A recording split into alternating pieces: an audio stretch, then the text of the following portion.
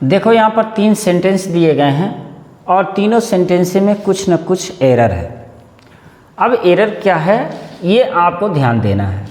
आप एक काम करो, वीडियो को थोड़ा सा पॉज कर लो और पॉज करके देखो कि इस सेंटेंस में क्या गड़बड़ी है, इसमें क्या गड़बड़ी है और इसमें क्या गड़बड़ी है। और ख़ास करके जो मैं बता दूं वो आपको कंजक्शन की गड़बड़ी मिलेगी, कंजंक्शन की गड़बड़ी मिलेगी। ठीक है, अब कंजक्शन में कौन सा? Correlative conjunction. कोरिलेटिव कंजक्शन अगर आप नहीं जानते हो तो जान लो, कंजक्शन की एक वीडियो पहले से पड़ी हुई है, कंजक्शन का जो बेसिक रूल है उसको आप देख लो। और कोरिलेटिव कंजक्शन ये तो मैं आपको बताने ही जा रहा हूँ। कोरिलेटिव कंजक्शन क्या होता है ना, ये डबल कंजक्शन होता है। जैसे either or, neither nor, hardly when, scarcely when, या hardly before, scarcely before, if then. तो ये जो कोरिलेटिव कंजक्शन होते हैं ना, इसमें 2 कंजक्शन होते हैं, तो उसी से रिलेटेड इसमें एरर है। अब आपने देख लिया होगा, ऐसा उम्मीद कर रहा हूँ। अगर नहीं देखे हैं तो पॉज कीजिए वीडियो को और देख लीजिए कि किस में क्या गड़बड़ी है। उसके बाद फिर इसको हम लोग सॉल्व करते हैं।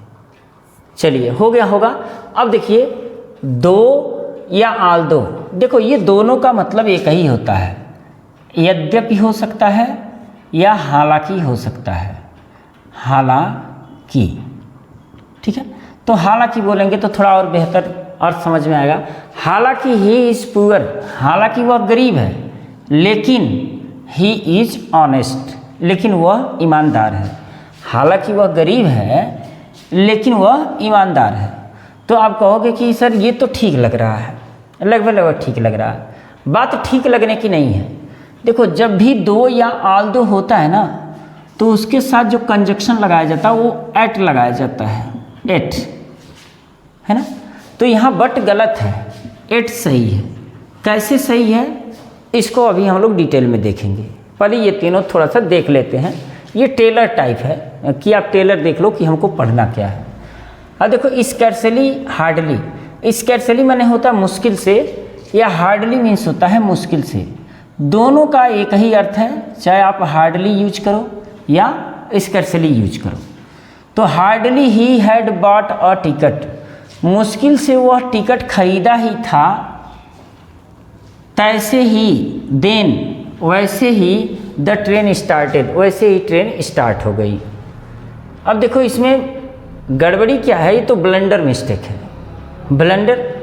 ब्लंडर मतलब है कि बहुत बड़ा ब्लंडर है। इसमें क्या ब्लंडर है? देखो, जब स्कैर्सली, हार्डली जो होते हैं ना, ये निगेटिव सेंस देते हैं, जो एडवर्ब ऑफ निगेशन में आते हैं ये सब। तो जब निगेटिव सेंस में एडवर्ब ऑफ निगेशन लगाए जाते हैं ना, तो ऐसे में इन्वर्ट फॉर्म का यूज किया जाता है, यानी कि इन्वर्जन का यूज किया जाता है। तो ऐसे में क्या होगा, जो हैड होगा वो पहले आएगा। इसमें पार्शियल इन्वर्जन का प्रयोग किया जाता है, तो हैड पहले आ जाएगा। तो पहली गड़बड़ी तो ये थी, हैड यहाँ नहीं लगेगा। ठीक है, दूसरी गड़बड़ी देखो आप कि स्कैर्सली और हार्डली के साथ दैन का प्रयोग नहीं किया जाता है, या तो व्हेन का प्रयोग किया जाता है या तो बिफोर का प्रयोग किया जाता है। तो ये दोनों गड़बड़ी मिली। ये चीज़ें मैं आपको समझाऊंगा, इत्मीनान से समझाऊंगा, और ये भी चीज़ें मैं आपको समझाऊंगा। यानी कि स्कैर्सली या हार्डली के साथ कोरिलेटिव कंजक्शन में क्या लगेगा, दो आल दो के साथ कोरिलेटिव कंजक्शन में क्या लगेगा। यहाँ देखो, इफ़ सी कम्स हियर, यदि वह यहाँ आती है, देन, तो आई विल टीच हर, तो मैं उसे पढ़ाऊँगा। अब देखो, यहाँ देन का प्रयोग नहीं होगा। दरअसल जब इफ़ कंजक्शन के रूप में लगाया जाता है, तो ये भी कोरिलेटिव कंजक्शन में अगर आप लगाना चाहते हो तो देन लगा दो, अगर देन नहीं तो फिर कामा ही सही। यानी कि इफ़ के साथ या तो देन लगेगा या तो कामा लगेगा। प्रणाम, नमस्कार, आशीर्वाद। तो ये जो कंजक्शन हम लोग देख रहे हैं परीक्षा के हिसाब से तो बहुत इम्पॉर्टेंट है। अगर आप पढ़ने वाले हो तो आपको पता होगा, और नहीं पढ़ने वाले हो तो फिर आज तो आपको पढ़ना पड़ेगा, बेहतर ढंग से पढ़ना पड़ेगा और लोगों से बेहतर बनने के लिए। तो आज हम लोग 3 चीज़ों को पढ़ेंगे, 3 कोरिलेटिव कंजक्शन पढ़ेंगे। दो आल दो के साथ एट का प्रयोग, स्कैर्सली हार्डली के साथ व्हेन और बिफोर का प्रयोग, और इफ़ के साथ कामा अथवा देन का प्रयोग। देखो सबसे पहली बात तो ये है कि दो अथवा आल्दो, है ना, आल्दो, दो अथवा आल्दो के साथ एट का प्रयोग किया जाएगा, एट का प्रयोग किया जाएगा, यानी कि को रिलेटिव कंजक्शन में। आप ये कहोगे कि क्या दो अलग से प्रयोग नहीं किया जा सकता है अथवा एट अलग से प्रयोग नहीं किया जा सकता है? तो किया जा सकता है। अब जान लो, दो अथवा आल्दो मीन्स होता है यद्यपि, होता है यद्यपि, या होता है हालांकि, हालांकि। इसका अगर सिनोनिम्स है तो हो जाएगा इवन इफ, या इवन, इवन, या not with standing. Not with standing means भी होता है हालांकि, यद्यपि। इवन इफ मीन्स भी होता है हालांकि, यद्यपि, और इवन मीन्स भी होता है हालांकि, यद्यपि। एट माने होता है फिर भी, बट माने भी होता है फिर भी, बट नेवरदलेस, नेवरदलेस,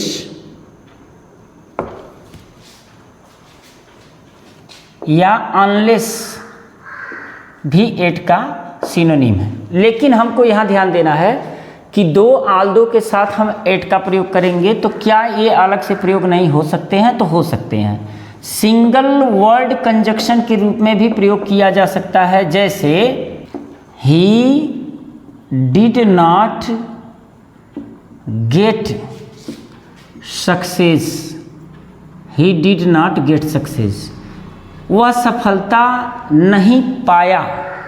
या ऐसे भी लिख सकते हैं he could not get success, वह सफलता नहीं पा सका या सफलता नहीं पाया। हालांकि, हालांकि मतलब Aldous, Aldous he worked hard, हालांकि उसने कठिन परिश्रम किया। तो आप ऐसे भी लिख सकते हो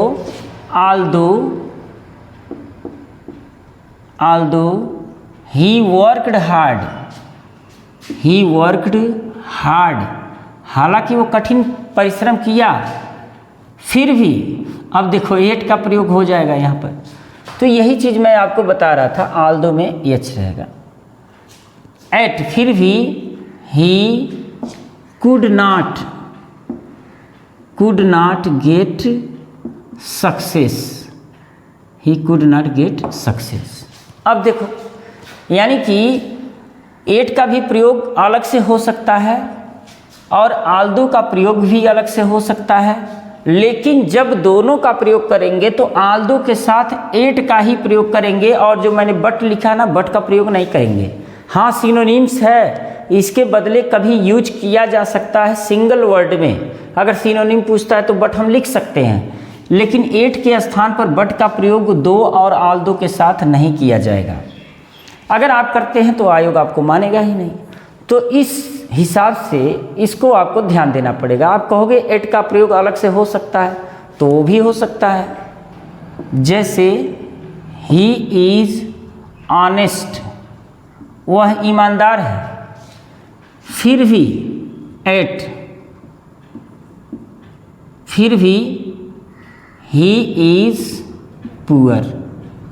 तो ये चीज़ें तो समझ में आ गई कि दो आल्दो के साथ एट का प्रयोग करेंगे। इफ के साथ या तो आप कामा का प्रयोग करोगे और या तो फिर देन का प्रयोग करोगे। आप किसी किताब में पढ़ोगे कि देन का प्रयोग नहीं होगा बल्कि कामा का प्रयोग होगा, लेकिन वो गलत है। आप या तो देन का प्रयोग करो या तो कामा का प्रयोग करो, आपको एक प्रयोग करना है।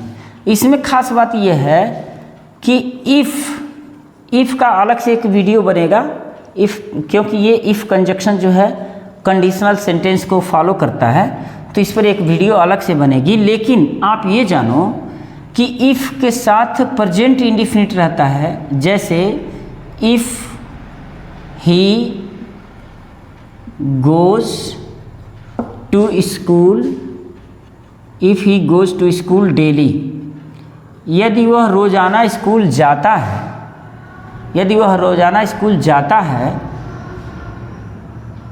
तो, अब तो का अंग्रेजी जो होता है ना, ये आप कामा दे सकते हो, या तो कामा नहीं है तो देन भी यूज किया जाता है। तो इस चीज़ को आप जानो, कहीं ऐसा ना हो केवल आप ये जानो कि केवल कामा का ही प्रयोग होता है, देन का प्रयोग नहीं होता, नहीं, देन का भी प्रयोग होता है।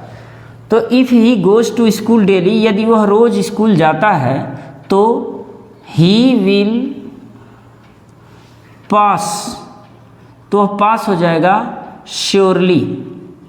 अब यहाँ ध्यान देना है हमको कि इफ़ के साथ प्रेजेंट इंडिफिनिट होता है तो जो दूसरा स्टेटमेंट होता है, जो दूसरा सेंटेंस होता है, वह फ्यूचर इंडिफिनिट में होता है। ये ऐसे भी हो जाएगा, ही विल पास श्योरली, वह निश्चित रूप से पास हो जाएगा इफ़। अब जब आप इफ़ लगाओगे ना तो यहाँ फ्यूचर इंडिफिनिट है और यहाँ लिखोगे तो ये होगा प्रेजेंट इंडिफिनिट, यानी कि he goes to school daily, goes to school daily. ठीक है, इस चीज़ को आपको ध्यान देना होगा। अब जो तीसरा और मोस्ट इम्पॉर्टेंट है वो है हार्डली, हार्डली और स्कार्सली। हार्डली और स्कार्सली के साथ जो होता है वह व्हेन लगता है या बिफोर लगता है। व्हेन या बिफोर में कोई भी होगा तो ये हो जाएगा, सही हो जाएगा। लेकिन एक चीज़ और हमको देखना है, जो हार्डली है ना और जो स्कार्सली है, ये दोनों के दोनों एडवर्ब हैं, एज ए एडवर्ब की तरह काम करते हैं तो कंजक्शन, यहाँ तो फिलहाल हम लोग कंजक्शन पढ़ रहे हैं, लेकिन एडवर्ब की तरह काम करेंगे। और किस एडवर्ब की तरह काम करेंगे? एडवर्ब ऑफ निगेशन की तरह काम करेंगे।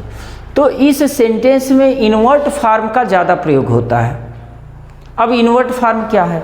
होता क्या है कि जैसे मुश्किल से वह अपने विद्यालय पहुंचा ही था कि उसके टीचर उसे डांटने लगे, तो हम कहेंगे hardly he had gone to his school। और ये हार्डली के साथ तो आपको व्हेन ही लिखना है। अगर व्हेन नहीं लिखते हो तो फिर आपको बिफोर लिखना है, और यहाँ हार्डली नहीं लिखते हो तो स्कैर्सली लिखना है। यानी कि स्कैर्सली के साथ व्हेन या हार्डली के साथ व्हेन या स्कैर्सली के साथ बिफोर और हार्डली के साथ बिफोर का ही प्रयोग आप करोगे। Hardly he had gone to his school when his teacher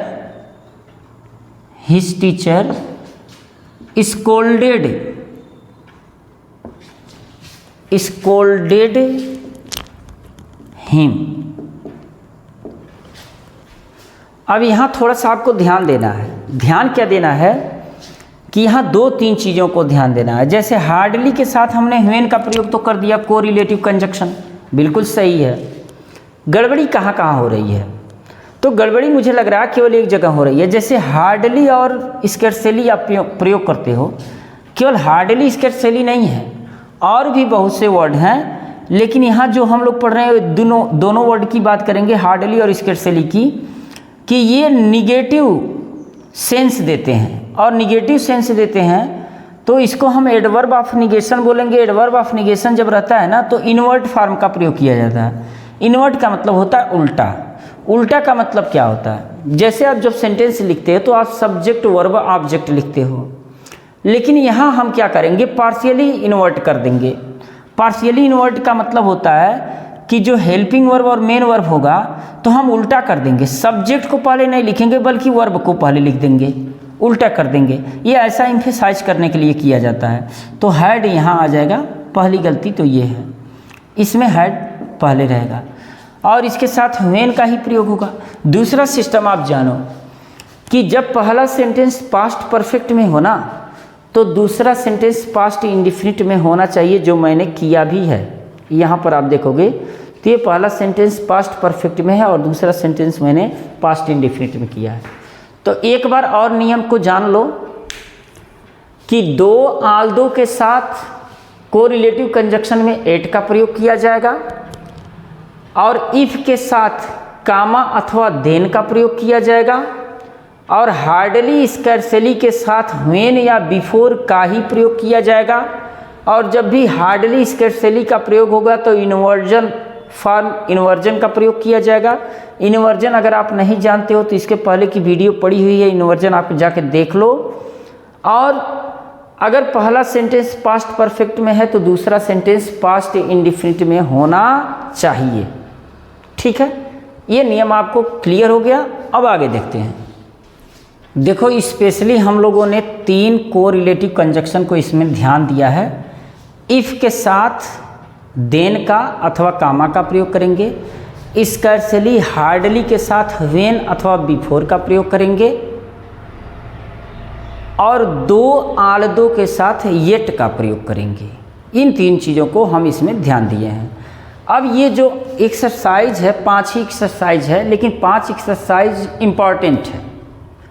अगर इन 5 को सही से आप कर लेते हो तो 100% श्योर है कि इफ़ के साथ देन, हार्डली स्कैर्सली के साथ व्हेन या बिफोर, दो आल्दो के साथ एट का प्रयोग तो आप नहीं भूलोगे। चलो देखो, पहला सेंटेंस जो है, scarcely had she bought a ticket then the train started. शायद मैं ये पहला सेंटेंस आपको दे करके समझाया भी था, तो आप इसको करेक्ट कर लिए होंगे। वीडियो को पॉज करो और पॉज करके इसको करेक्ट कर लो और देखो आप कितना तक सही जाते हो। तो देखो स्कैर्सली जो प्रयोग हुआ है, ये चूंकि वाक्य में पहले प्रयोग हो गया है तो एडवर्ब की तरह एज यूज कर दिया गया है। तो ये हैड पहले लगा दिया गया है, इनवर्ट फॉर्म प्रयोग किया गया है, बिल्कुल सही है। लेकिन स्कैर्सली के साथ देन नहीं लगेगा, स्कैर्सली के साथ व्हेन लगेगा, व्हेन लगेगा अथवा बिफोर लगेगा।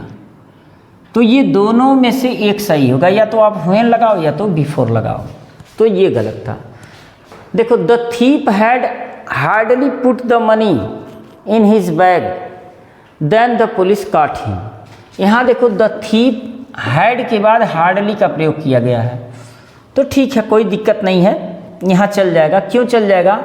क्योंकि हार्डली का प्रयोग जो किया गया है ना, वर्ब से पहले किया गया है एज ए एडवर्ब। यहाँ इन्वर्ट फॉर्म का प्रयोग नहीं किया गया है। इन्वर्ट फॉर्म का प्रयोग करने का मतलब क्या है कि जब एडवर्ब को पहले लगा दिया जाता है तो उसमें एडवर्ब ऑफ प्लेस और एडवर्ब ऑफ नेगेशन लगाया जाता है, तो इन्वर्ट फॉर्म का प्रयोग किया जाता है। अगर ये चीज़ें समझ में नहीं आ रही हैं, ये वाला पहले कैसे हेल्पिंग और पहले हो गया और इंट्रोगेटिव मार्क भी नहीं है, तो आप इन्वर्जन जरूर देख लो। इन्वर्जन जो मेरा लेसन है वो समझ में आ जाएगा आपको। और इन्वर्जन मिलेगा कहाँ? आप एडवर्ब की प्लेलिस्ट में जाओगे तो उसमें मिल जाएगा। तो the thief had hardly put the money in his bag, यानी कि थीप ने मतलब थीप का मतलब चोर ने मुश्किल से ही अपने बैग में उस धन को रखा था, तभी द पुलिस कॉट हिम, तभी ने पुलिस उसे पकड़ लिया। तो देखो, दैन मतलब से होता है, दैन मतलब से होता है, तभी भी नहीं होता है। तो आप यहाँ व्हेन का प्रयोग करोगे या बिफोर का प्रयोग करोगे, तो ये चीज़ आप ध्यान देना, या तो व्हेन का प्रयोग करोगे या तो बिफोर का प्रयोग करोगे। यहाँ देखो, scarcely had he gone then his father called him, मुश्किल से अभी वह गया ही था तभी उसके पिता ने उसे बुला लिया। तो यहाँ एक चीज़ और ध्यान देने वाली बात है कि ये पास्ट परफेक्ट है, ये पास्ट परफेक्ट है, तो दूसरा पास्ट इंडिफिनिट आ रहा है, तो पास्ट इंडिफिनिट ऐसा सीक्वेंस भी है। तो यहाँ भी दैन की जगह व्हेन या बिफोर का प्रयोग होगा, व्हेन या बिफोर का प्रयोग होगा। नेक्स्ट देखो, hardly had the student reach the school then the teacher scolded him, ये भी मैंने आपको बताया था। तो हार्डली के साथ यहाँ देन का प्रयोग नहीं होगा, बल्कि व्हेन या बिफोर का प्रयोग होगा, व्हेन या बिफोर का प्रयोग होगा। ये देखो, scarcely they had finished observing, जैसे ही उन लोगों ने निगरानी समाप्त किया, when they were surprise to seeing by seeing a group of snake, वैसे ही जैसे ही उन लोगों ने निगरानी समाप्त किया, वैसे ही वे एक सांपों का समूह देख करके, सांपों का ग्रुप देख करके आश्चर्यचकित हो गए। तो ये देखो, ये पास्ट परफेक्ट में है और ये भी पास्ट में ही है, पास्ट इंडिफिनिट में नहीं है। जरूरी नहीं है कि पास्ट इंडिफिनिट में हो, तो जैसा सेंटेंस रहेगा वैसे रहेगा। तो है भी पास्ट इंडिफिनिट में, वाज वर का प्रयोग किया गया है एडजेक्टिव के साथ, ठीक ना, तो दिक्कत नहीं है कोई। ये मक्खियाँ अलग से बिंदी लगा दे रही हैं, मजबूरी है। दरअसल मजबूरी ये है ना कि मैं 2 बजे रात को वीडियो बनाता हूँ, 3 बजे रात को वीडियो बनाता हूँ, तो ये 2-3 बजे रात की वीडियो है, अभी 3 बज रहे हैं। तो ऐसे में थोड़ा सा ये ध्यान देना है कि जैसे अब गलती क्या हुआ है यहाँ पर देखो, स्कार्सेली जो है ना, ये जो स्कार्सेली है ये पहले लगा हुआ है। तो जब पहले लगा हुआ है, यहाँ देखो हार्डली जो था हेल्पिंग वर्ब के बाद लगा था, मेन वर्ब से पहले लगा है। तो यहाँ जो है स्कार्सेली पहले लगा हुआ है, तो इसका मतलब कि इन्वर्ट फॉर्म का प्रयोग किया गया, तो हैड यहाँ आएगा। बाकी तो कोई गड़बड़ी नहीं है, क्योंकि स्कार्सेली के साथ व्हेन का प्रयोग किया गया है। हार्डली के साथ स्कार्सेली के साथ व्हेन अथवा बिफोर का प्रयोग किया जाएगा, तो किया गया है। गड़बड़ी कहाँ थी कि इन्वर्ट फॉर्म का प्रयोग नहीं किया गया था, ये हैड पहले नहीं आया था। तो मुझे लग रहा है कि ये चीज़ें आपको समझ में आई होंगी और बेहतर ढंग से समझ में आई होंगी। तो उम्मीद करता हूँ कि वीडियो अच्छी लगी। अच्छी क्या लगना है, मतलब आपको समझ में आई होगी। तो अगर वीडियो समझ में आई है, चैनल को सब्सक्राइब करो, वीडियो को लाइक और मित्रों में शेयर करो, और मिलते हैं नेक्स्ट वीडियो में छोटे से ब्रेक के बाद।